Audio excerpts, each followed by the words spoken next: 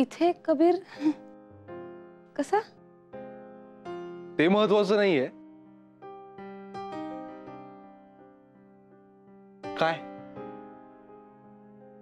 काय चाललंय काय तुझं हे सगळं? आणि का करतेस तू हे?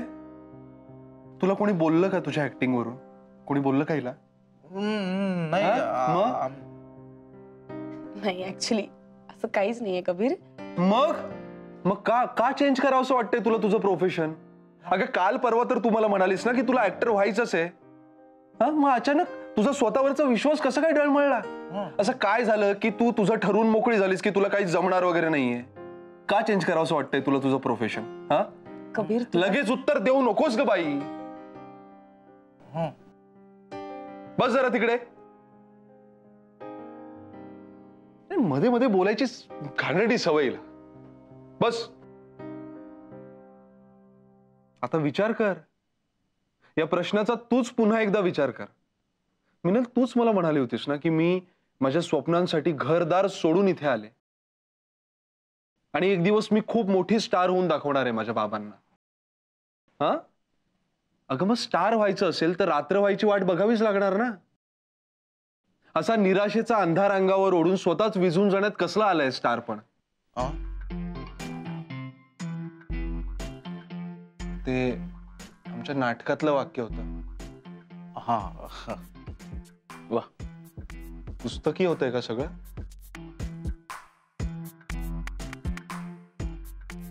तू काय बघतेस माझ्याकडे ठोंब्यासारखी? आणि एक मिनिट, तू अभिनय करणं सोडलंस तर माझं नाटक होणार नाही म्हणून नाही सांगत आहे मी तुला हे सगळं.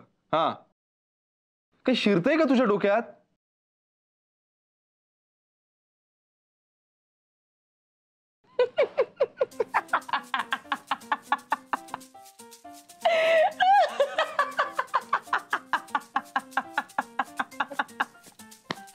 अरे हे हसते.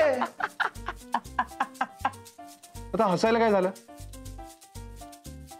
हे बघ मी प्रोफेशन चेंज करत नाहीये. ओके कळलं?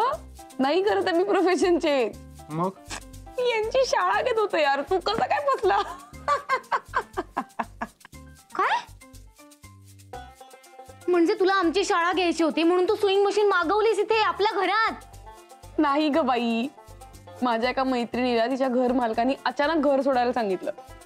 मग तिच्या घरचं सामान इतर मैत्रिणींकडे डिस्ट्रीब्यूट झालं. त्यात माझ्याकडे शिलाई मशीन आलं. एवढंच. अगं पण आता तू सगळ्यांचे कपडे घेऊन दिवसभर शिवत बसलीस म्हणजे शाळा आमची झाली का तुझी झाली? एक मिनिट, मी काही कपडे वगैरे शिवलेले नाहीयेत. मला वेळ लागलाय का दिवसभर खरंच कपडे शिवत बसायला? हा म्हणजे मला मशीन चालवता येतं त्यामुळे त्यांची शाळा घेण्यासाठी मी एखाद दुसऱ्या कपड्याला एक टीप मारली असेल. काय ना माझघरात शाळा घ्यायची म्हणजे परफेक्शन लागतं.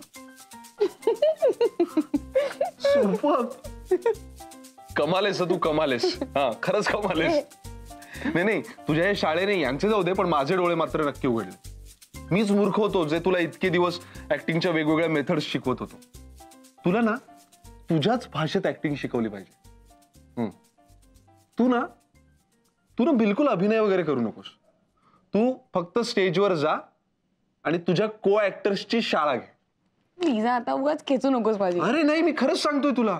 एखाद्या अझम्पशन वरचा एवढा स्ट्रॉंग बिलीफ तयार करणं भल्या भल्यांना जमत नाही. अगं ग्रेट. अगं खरंच ग्रेट. Okay thank you.